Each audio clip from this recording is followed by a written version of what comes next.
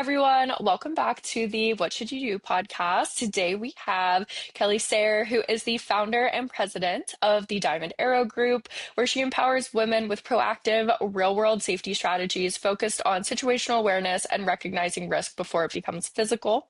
She works with law enforcement, nonprofit, corporations, and youth organizations on personal safety and emergency preparedness. She's also a frequent national speaker and our special guest on the podcast today. So, welcome, Kelly. So excited to have you today. Thank you for having me. I'm excited to have this conversation. Yeah, me too. So, really wanted to talk about kind of how you got into the, emergency preparedness, public safety space, and a little bit about your background. Sure. Well, I do have kind of a unique path to this where I am now. I actually have a hospitality and tourism background, hotels, restaurants, bars, that type of work. But back in 2016, took a woman's self-defense class. It was great. Spent the 4 hours hitting, kicking, yelling, get it back, all that fun stuff. And at the very end of class, the instructor said, but ladies, let's be real. Predators don't go after prey. They think they're gonna, lose against, right? That's just not how it works out in nature.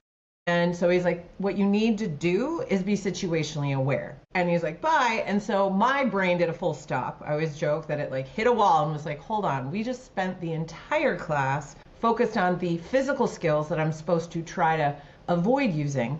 But the skill or skills I am supposed to use 99.9% of the time, we didn't talk about at all. What is situational awareness? What do you mean? What am I looking for? How do I know I'm looking for the right things? And then if I see something, well, then what am I supposed to do? And that started the journey of me trying to find answers for myself. I was married to law enforcement at the time, and so it was great. Him as a resource, we could have discussions on the OODA loop or Cooper's colors codes or all of the tactical terms and tools that are available for self-defense. And me not having that background, coming from truly a civilian perspective, I was like, that's great. And I get why they train law enforcement military in that, the combat hunter program for the Marines. But I'm like, I'm not running towards danger. I want to run away.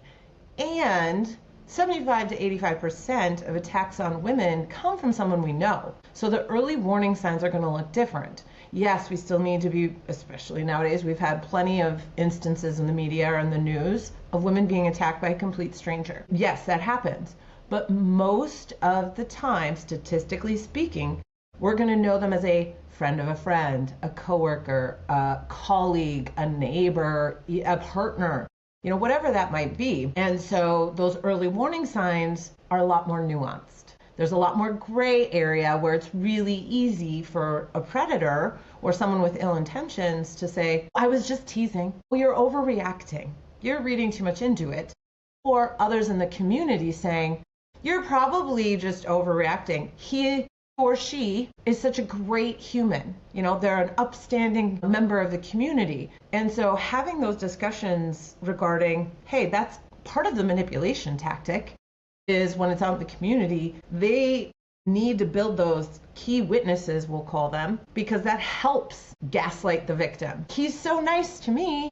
She is just, the best human and so kind and giving, because that's how they are to that individual, not necessarily their intended victim. So the more I dug into that, the more I was like, oh, wait, okay, these foundational skills of using all your senses, how your intuition works, how your view of the world is shaped from birth, the orient stage of the OODA loop. Okay, well, we talk about this out in society in many other ways, especially in the business world, negotiation skills, conflict communications, how to lead, how to set boundaries, but we don't talk about it from a personal safety perspective, especially for women. And so I just started sharing what I was learning, sharing it from my perspective as a quote unquote civilian female, and doing it in a non-fear-mongering way, trying to come from a place of empowerment. Like, this isn't some, 401 college level class that you're trying to hurry and catch up. These are actually foundational skills you use every day, all the time. But now I'm going to teach you how to harness that power for your personal safety. And that's what got me here today. Yeah, no, I love that. And I think that, we've Another speaker come on the podcast that also specialized in, this type of, how to defend yourself, but like specifically centered around women. And the theme that we commonly see is, I think we grow up thinking that we have to understand safety in one facet, which is the self-defense world of like, what do I do? Someone's attacking me, and like, how do I respond?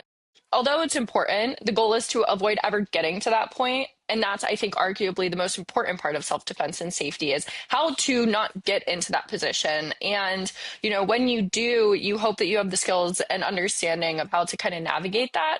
But even then, it's that situational awareness part that no one really gets taught that is so important, especially for women, but also for men as well, to help avoid stepping into that type of, now I'm potentially being attacked or killed, whatever situation comes about, and how to avoid that. And I think that coming from not the law enforcement space and, what you said, the quote unquote civilian world is so unique because oftentimes when you are being taught these things, it is from people that come from military, law enforcement, government like spaces. And so can you kind of walk through maybe what the differentiator was, like as someone that comes from a civilian and being able to kind of speak maybe a way that people understand more than, a military operator coming in and using words like OODA loop, where I'm sure like people listening are like, what is an OODA loop? Right, right. Yeah, I mean, one of the big things that I talk about is, hey, your senses. Here's some really cool things about our senses. Okay, whether you're a parent or not, you probably have heard at one point in time, parents have eyes in the back of their head. Moms have eyes in the back of their head. And so I can joke about that and say, we don't, but I definitely know when my kids are sneaking snacks from the cupboard by the sound of the door hinges of that cupboard door.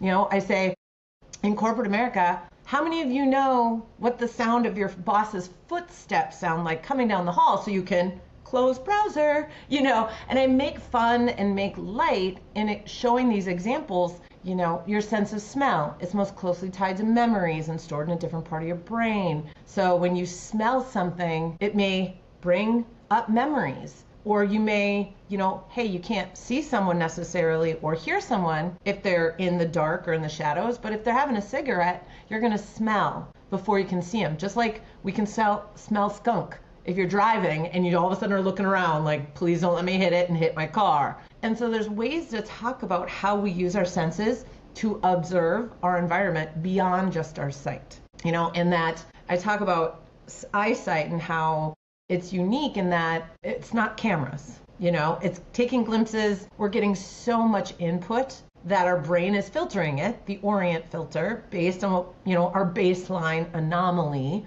So only when something's off does our brain technically go, hey, wait, what was that? Whether it's something that's there that shouldn't be or something that's missing that should be there. And, and that's how I bring up. That's why eyewitness testimony is typically unreliable. And I'll maybe do an example. I'll say, everybody close your eyes, and depending on the audience, we'll see how the participation rate goes.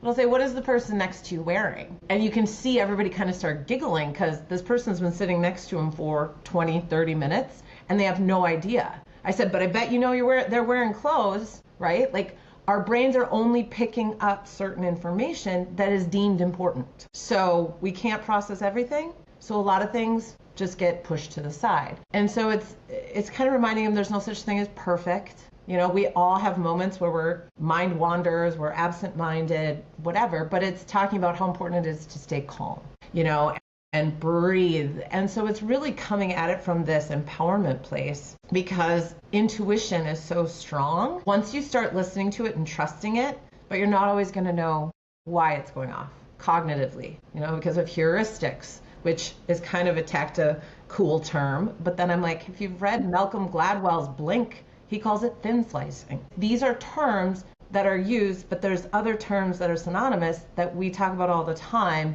It's simply that bridge to communicate and go, okay, I can relate to that. Okay, that makes sense to me. And, the OODA loop, for those listeners who are going, yeah, I have no idea what that means. It's just like driving a car, right? We get in our car, we observe the road conditions. We observe, is it sunny or not? Do I need to wear my sunglasses? We observe if we've left it on E from the night before and we're going to get gas today. And then orient based on, which is the filter that is formed in each of us, that's unique to each of us, that's formed starting at birth and is impacted by the traditions and communities that we're raised in, the influential people in our life, our experiences, good and bad. And I'm like, so example, I've rear-ended someone before because I wasn't paying attention. But so that impacted my orient filter. Now I am someone who leaves a lot more space. I'm much more cognizant. So that's how that impacted my perspective of the space that I'm going to leave.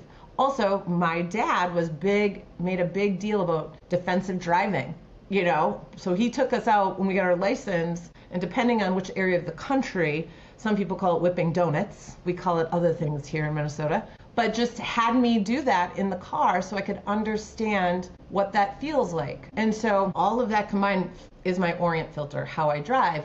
And then the decision, the D, it's like, that car is hitting their brakes. Based on my observations, is there a lane to go into? Is there a shoulder on the road? Or is it dry roads and I can hit my brakes and I'll be fine? And then we have to take action, because if we don't, we're going to rear end the car again. And then I talk about that from a business decision perspective. I talk about that from a parenting decision making process based on my audience. And so really it's demystifying some of these terms. Again, it's not that it's right or wrong. It's just you have to be able to make it relatable to the audience. And that's a huge thing, because, I always say you can't teach calculus to a kindergartner. It's not that the kindergarten's stupid. We just have to talk basic foundations of math to get them to that stage. And there's the misperception out there that, well, either you're G.I. Jane or you're some helpless wallflower, right? And it's like, no, you can still live life on your terms, because once you say, well, this is the life I want to live, what do I need to do to live it safely? What do I need to do to prioritize my personal safety? And the conversation goes from there. No, I love that. I think understanding how to take, I'm the type of person that understands things by scenarios, and I have to have it, I'm either have to be walked through the scenario, or I have to be something that's applicable to my life. Especially if it's in a very out of scope situation. For example, whenever my developers come talk to me about the app that we're building, and they're like, how do you want this to function like this? And we could do this, this, this, and this. And they go through all these technical terms. I'm not a technical co-founder. So I'm like, give me an example of how it's supposed to be used and how it's currently set up to be used. And I'll tell you if that makes sense in my brain. And I think the same goes for things like this, where I think, personal safety, especially for people that don't come from the government law enforcement space, is a bit foreign to some degree, other than what they see on television, which is often a very dramatized, or things that are talked about in extremes. Safety isn't just the person that's going to come and try to stab you or shoot you, or, these very niche, I wouldn't say niche because it happens not relatively frequently, but you do see it frequent enough. But there's also this bubble that exists in the middle, where it's this could still be a potentially harmful situation, maybe not to the point that your life is in danger, but understanding and having that situational awareness piece, and kind of going through that OODA loop situation in your brain of okay, I'm starting to observe, and now I'm going through all the way to getting to action of whether that's, I just set up a boundary verbally, or I walk across the street in the other direction, or whatever that action looks like to you. I think helps people maintain their safety. I think a lot of people do it innately, naturally to some degree, but that situational awareness piece is something that's so important that I think a lot of people don't focus on unless it's been trained, and then you start seeing it and you see yourself doing it day over day. Well, and it's hard because you can't prove a negative either. So if you do the right things where your intuition alarm bells are going off, you're not quite sure why, but you decide instead you're going to cross the street, or you're going to, I was going to go into this store, but something, I don't know, I'm just going to go to a different store, whatever it may be. You might, more than likely, won't get confirmation that something bad was going to happen because you avoided it. So that's really hard too for people, is we want that that validation that we made the right choice. That confirmation, okay, yes, I did the right thing, because that's part of the learning process, is that feedback loop, right? And really with situational awareness, there's no feedback loop because nothing happens, right? And so that gets, even saying that to people gives them a sense of, that's okay. The goal is to get home at the end of the night, which comes up a lot of times in public safety professions. The goal is to get home at the end of the night. So having that conversation with mothers and in particular is women. A lot of times I've heard this, and this is not a knock, this is not to shame anybody. It's more of, I'm going to hold up a mirror. I've asked people, so what would you do if you thought someone was breaking into your house? And like, I'd call 911, I'd hide in the bathroom, and I'm like, okay, what happens if they get in before law enforcement arrives? Well, then I'm probably dead, you know? Or what would you do if you got attacked on a walking trail? I'm dead. Like, they give up. They give up. Or they already have it in their mind, well, then I'm dead, good as dead. And I remind them, your body can't go where your mind does. And if you think that you're going to something, that's probably where it's going to lead. And so changing your mindset to say, no, I'm going to try all these different things, or I do have some opportunities. I do have affordances. You know, just because you don't want to carry a specific tool doesn't mean that, you know, you can't use something else, right? If somebody comes in, liquid hand soap in the eyes really hurts, right? And then you can't see, which buys you time to get away. But we don't talk about using liquid hand soap as a self-defense tool. And so helping women walk through and say, no, you have options. And a lot of times they'll say, you know, there's the mama bear. And society is okay when women say, I would, you know, rip somebody's head off if they touched my kids or hurt them. But when it comes to protecting ourselves, there's a little bit of uncomfortableness thinking of women having the capability to be violent. And so I do think that's a social mores, a social construct that we have to talk about, because that does stop people. Or even if you do protect yourself in self-defense, and let's say the other, you know, the threat is eliminated completely, then people are kind of surprised that you could do that to another human being because you're, you know, big cookies for PTA. And it's like, that shouldn't matter. If I was protecting my kids, we would applaud it. For protecting myself, to make sure I get home at night to my kids, that's almost like a psychological conversation we need to have, a barrier that needs to be overcome, which, talking about physical self-defense, doesn't often get discussed. Yes, if someone's attacking you, do this, do this, do this. Okay, well, what if that person is the person you're in a relationship with? Like, how are they doing this to me? I thought they loved me. You know, how, you know, this is my relative. This is my coworker. What are people going to think if I gouge my coworker's eyeball out? You know, and yes, that's conversations that need to get had versus just saying, doesn't matter, you need to just do X if you see Y. Like, no, there is a psychological piece that needs to have discussion. Like, that's not a fun thing to talk about, but it's real. And if we don't talk about it, then assumptions are made, or people just say, I could never hurt someone. I could never do that to another person. And it's like, your life matters. Yeah, I also think you guys both hit on it. The biggest thing I see is the self-reliance piece. I think in today's society, we're so used to doing something that fixes the problem.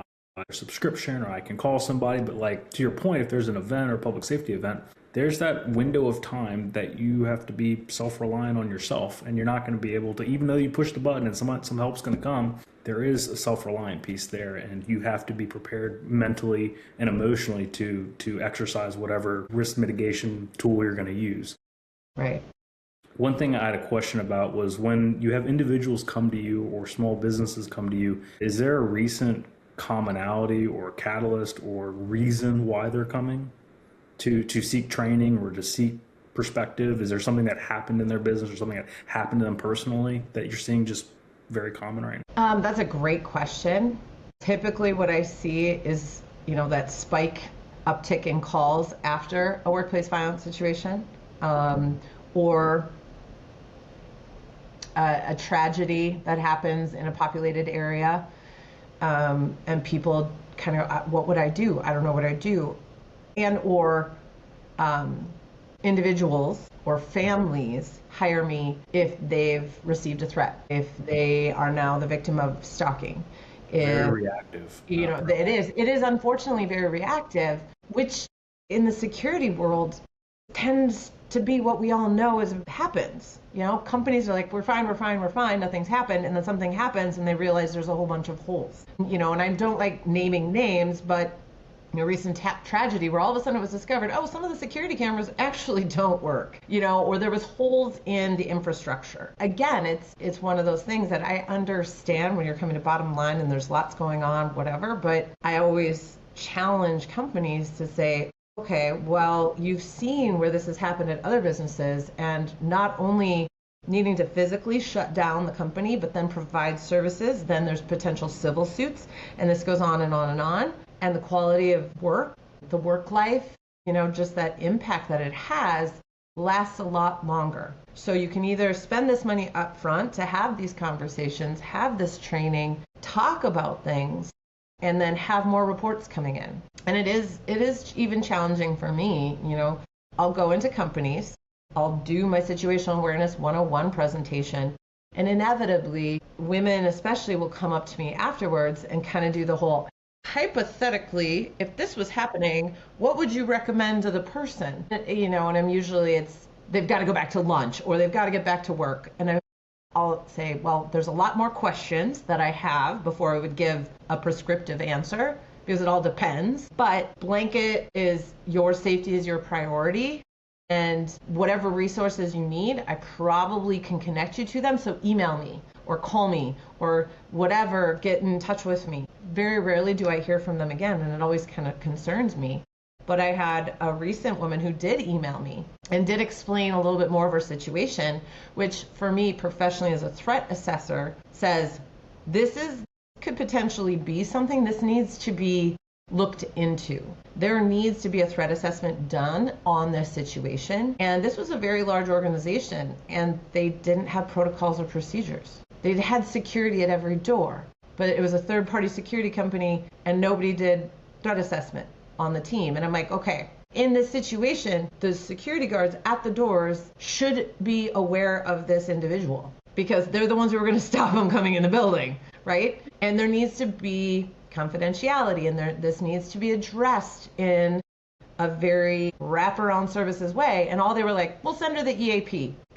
Nope. And then I got forwarded up the chain to the big wigs at corporate, and that person sent me back to HR at the small, at the organization. And I was like, no, you're missing the point. Like, this is a situation I'm talking about going forward, helping with policies, procedures. And so it's one of those where even though I feel like these instances happen, we see them going on, businesses have something happen, and then they're the dramatic reaction because, oh my gosh, I can't believe this happened here. And still there's companies that are like, we're fine. So it's tough. It is. But it doesn't mean that it's not a worthwhile pursuit to try and say, okay, well, when you're ready, or I'm going to be the squeaky wheel that keeps going, so how's it going? Have you written that policy? Have you written that procedure? How is employee training going? Because, nobody likes being badgered into doing something. That's not how sales works. But so I look at it more of like a relationship building and being a resource and saying, hey, maybe it's not me. Maybe you need other specific expert. Well, I have a lot of connections now, so I can refer you, or I know of tools, or I know of organizations that can specifically help on this particular instance that you might be facing. Because we don't know what we don't know. I think that there's something to say for, and we find this with people as well as organizations, of this whole, I only care until after the event happens, unfortunately, or it only becomes real after something bad happens. And I think a lot of people live in this world where we see one or two things happening, like, if it's my time, it's my time, and it is what it is. But in the reality, never have I ever heard someone that's getting attacked or a bad situation comes upon them and they just said, well, it feels like it's my time now. Time to just lay down, and whatever's going to happen is going to happen.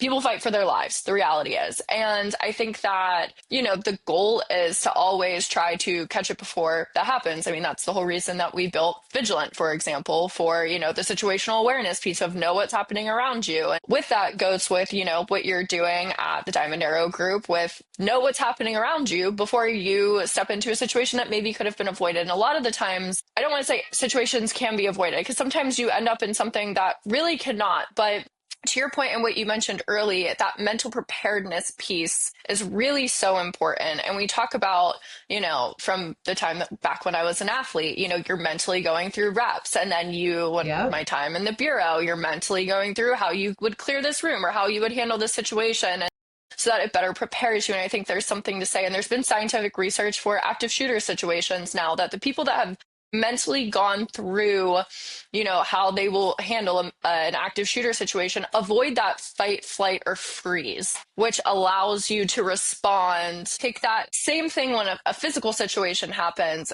Getting past that fight, flight, or freeze is so important to buying yourself time to respond accordingly and hopefully do something until first responders can get there. And I think that a really great way to do that is that mental piece of what would I do if this happens, and not just say, well, then I guess I die. Yeah. It's like, no, then I'm going to do this, or this I know is in the house, or I can grab this, or I'm going to gouge their eyes out with my absolute claws that I have as nails. Like, start thinking in that way, because that's what your body's going to start doing if something does happen. I have a video, well, I'm like two things. I have a video that I show to certain audiences. I type more of a smaller audience because I want to be able to talk through it. But it literally shows a woman coming up in a transition area. It looks like a parking lot that she's walking up to the front of her apartment building. That's the angle of the camera. And a gentleman, I always say gentleman, just out of, a guy comes up behind her, puts her in a headlock, and she's kicking. He lifts her off the ground. She's kicking. And then you see her body go limp. She's now been rendered unconscious.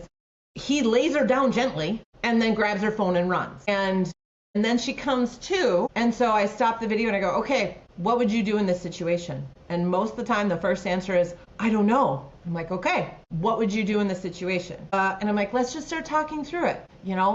The woman was on her phone in the transition area. So I say, don't be on your phones. Wait till you're safely inside your building, safely inside your apartment. Pay attention, be looking around. And okay, he's got her feet off the ground. But look, the wall's there. Could she have maybe kicked off the wall? I go, how many of you have ever bumped your shin in the corner of a coffee table? It hurts like heck. Okay, well, she could have kicked his shin. I'm like, have any of you played sports and blown out a knee? Take out a knee, gouge the eyebrows, eyeballs, grab the ears, anything. I'm like, if you've ever had siblings, what did you do that hurt them without, immediately, and do those things? Because as you can see in the video, it only takes about 7 seconds to be rendered unconscious. So if you spend the whole first 5 seconds going, oh my gosh, what am I going to do? You've now left yourself 2 seconds to do something. And so I'm like, let's just talk through. And really, it's not about me saying, oh, that probably wouldn't work, because who knows? And in the point, I'm always like, just fight. Like, that's your life depends on it. And also being able to talk out loud. I want to say it was a young college student one time make the comment, well, if he was just going to take my phone, I'd let him take my phone. I'm like, you don't know the intentions when the fight starts. Nobody has rights to put hands on you. So, I appreciate you sharing that, but I want to remind you, your life is worth way more than somebody putting their hands on you. That's your priority. And again, that psychological piece that we talk about is, if you don't understand or haven't thought about the criminal mindset, when those early warning signs start going off, especially if it's someone they're like, well, I would never do that to someone. How could that person be doing this to me? I must be misunderstanding, because we don't have that mindset, that predator mindset. So having that discussion and reminding people, that's why when you say, how could a human do that to another human being? That's a different mindset. And you have to accept that there is that predator mindset out there. And, to pull it back from kind of the scary attacker, I'll say, how many of you played competitive sports in high school? Or, again, applicable to my audience, it's like, when you're in that sport, it's really hard to play with people who don't care. Like, I love volleyball. So if we're going to play a pickup volleyball game, I do go, so how many of you love volleyball? Because otherwise I will be super competitive, and it's not very much fun for the people or for me if that's not the same mindset. Not good or bad, just different mindset. Yes, predators, it's not a good mindset. But just trying to help explain, even if you would never do that, even if you would never be a competitive volleyball player, doesn't mean the other person wouldn't. So having that recognition and saying, your responsibility is your personal safety. Your responsibility is not to not hurt the other person who's hurting you. We talk about strangulation and domestic violence, abusive relationships. Okay, that increases the likelihood of death by 700 or 800% if strangulation is present. And so that conversation of, if they've done that once, that increases your odds immensely that it's going to lead to further damage or death. And it's not a one-off. Like, no one has rights to do that. No one has rights to Yeah. put hands on you and threaten your life, even if they say they love you the next day. And I get that it's hard. And I get that abuse victims go. Have you guys watched the Diddy documentary? Yes, I haven't finished it yet though, but I Darn have. it. Okay, well, I don't want to like ruin it. But Spoiler. No, you can spoiler it. well, at the This is a very spoiler. end, two of the jurors are interviewed, and their comments about Cassie and why did she stay, or the fact that she stayed, shows the lack of education in general society of abuse victims and their reactions and how hard it is to escape. So it was hard. It's like the whole documentary, I was like, oh my gosh, and then at the very end I was like, oh my, I was almost more mad at the jurors. Well, and I think people often forget, especially for women, that majority of violent assaults, whether they be sexual or physical, are from people that women know. And I think that oftentimes, women do a really great job trying to protect themselves when they're going out on a run by themselves, when they're walking down the street at night, when they're in the parking garage doing X, Y, and Z things, where yes, bad things do happen, but statistically, it's the people that you know and are comfortable with that you have a higher chance of being a victim to than being outside, when you're carrying the pepper spray. And I think that we oftentimes let our guard down as women when we're around the people that we know because we trust them. But then when the signs start coming up, when our situational awareness is down, I'll say, it's harder to pick up on those signals, I think, as women sometimes. Well, and it's easy to write it off because don't we all have bad days? I don't know Yeah. about you two, but when I get mad, sometimes I yell. Like sometimes I lose my cool with my kids who are 14 and 12. And so I am not this calm, even great in conflict communications person all the time. And so there is this nuance to, did you have a bad day? Yes, no. Okay, well then let's have the conversation. What does repair look like? I don't think we talk about what repair looks like. What taking action to, I am sorry, I did not mean to lose my cool. Here's how I'm working on not letting that happen to me. Here's how I'm working on self-regulation of my emotions. Having those conversations, because like you mentioned, the fight, flight, or freeze, and now we're talking more about, I don't know if the fawning. Women are excellent at fawning, and fawning is really verbal negotiations, verbal de-escalations. Again, whether you have children of your own or not, or if you've babysat, or if you've been around small children, women just tend to be better at recognizing when small children who have no emotional intelligence and no frontal lobe, lacking a lot of frontal lobe development, are escalating. We're better at reading those tiny microfacial expressions, recognizing, well, they're about to lose it because they got peas instead of green beans, and we know how to talk them down or to change the subject or to deflect. Those are the same skills that we use when suddenly somebody's making us uncomfortable. And so maybe we do have the conversation a little bit longer, or maybe we're not trying to be like, back off, butt face. We're like trying to be like, ha, that's funny. Okay, no, thank you. No, and we try and be, that's fawning. And so making it seem like that's a way to handle it. There's no wrong way to survive. And there's no time. It's not a race. If it takes you 15 minutes to de-escalate someone or to deflect, to get them going or distracted doing something else, that's a win, right? It's not always the sexy Hollywood movie drama scene. We don't want that. Nothing happening is a win. And the more I think we have these conversations, that people go, oh my gosh, I never thought of that.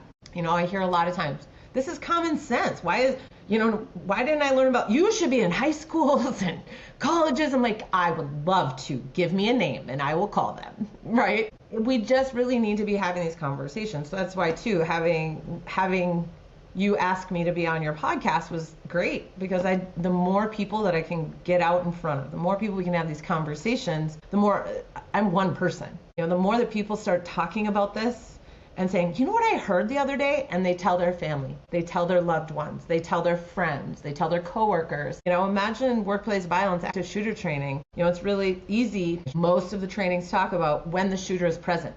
How about we talk about when that coworker's behavior pattern changes? How about we talk about, hey, coworker in the cubicle next to me, what are we going to do? Hey, Bob broke his leg and he's in crutches. He's not going to be able to get down the fire escape stairs very quickly. Who can give him a piggyback ride, right? Hey, you kick your shoes off and you wear your tennis shoes at lunch. Maybe keep those on more. You know, different things. Just talk through, well, what would we do if?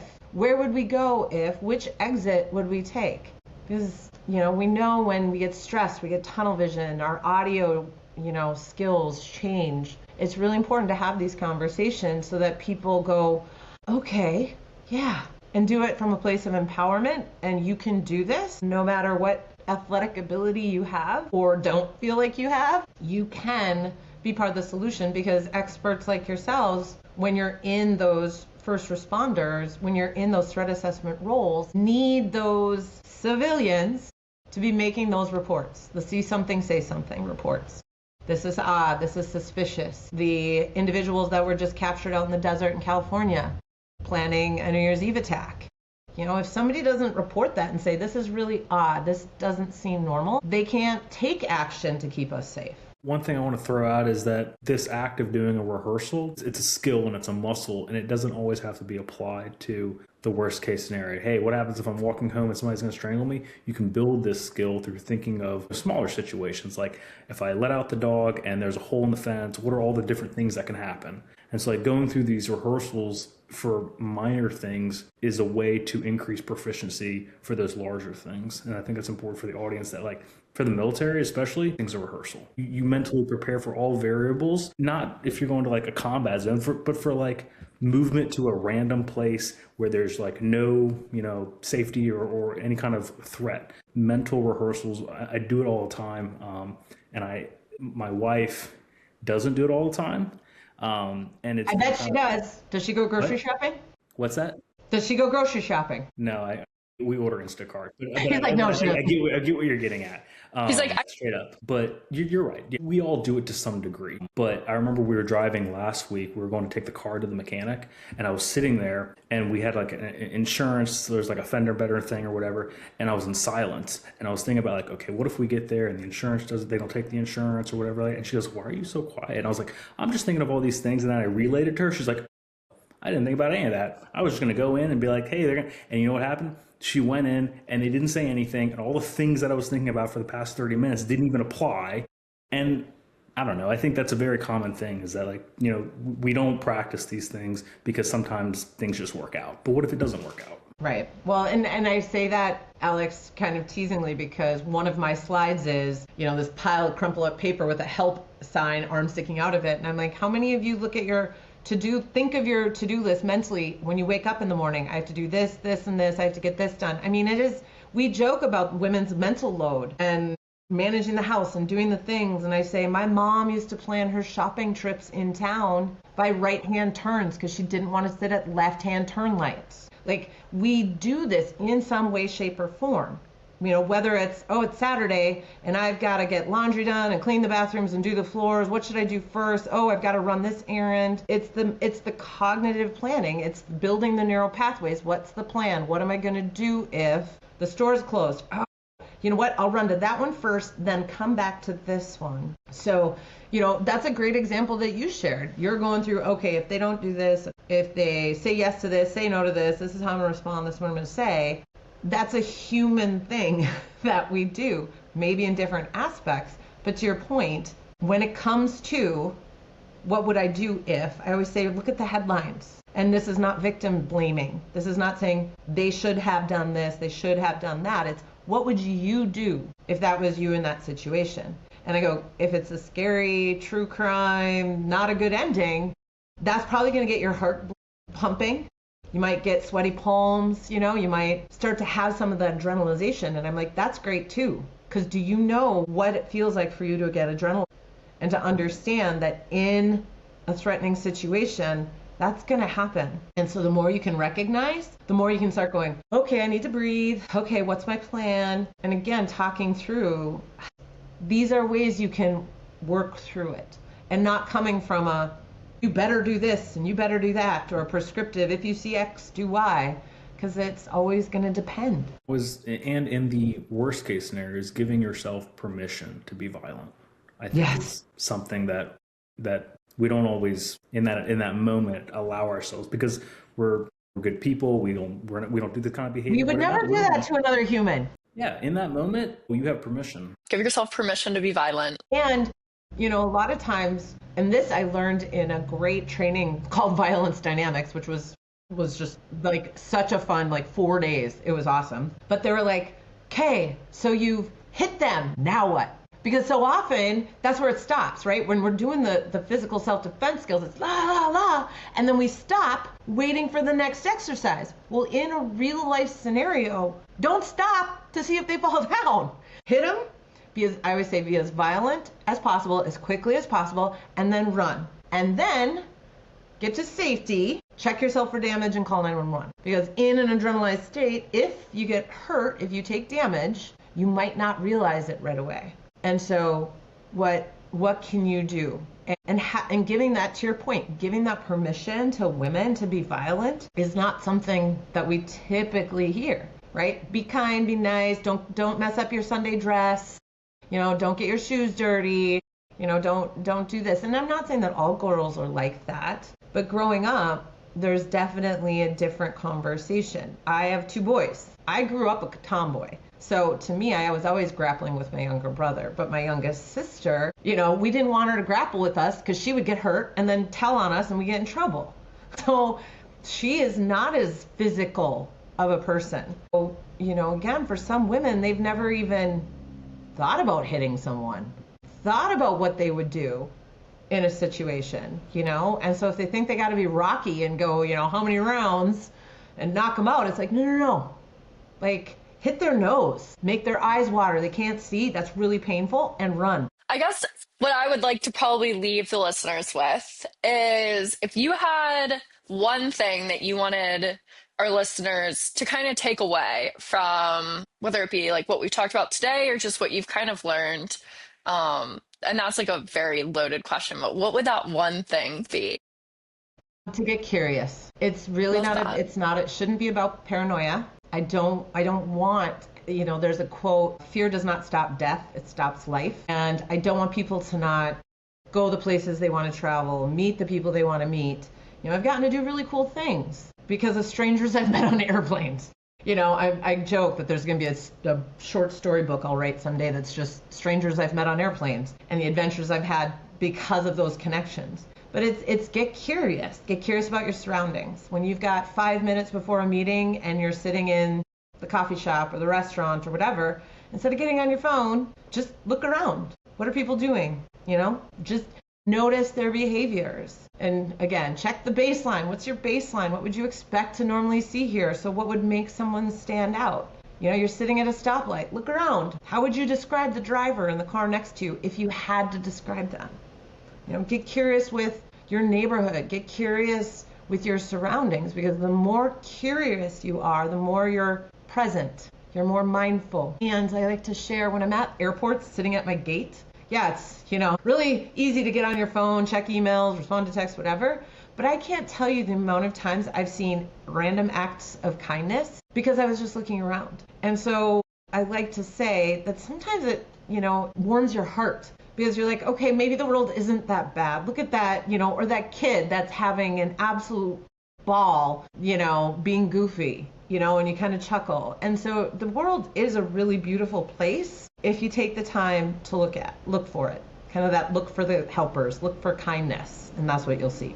So get curious is my one takeaway. I love that. I love that so much, actually. Well, thank you so much, Kelly, for coming on. I feel like this was such a great conversation, and I'm hoping we'll be able to bring you back again on the pod because I really loved this convo, and I feel like there's a lot of other angles that we could end up taking. Yeah. Definitely appreciate your time today, and thanks so much. We'll see you next time. And I enjoyed it, and look forward to having more conversations. Yes, definitely.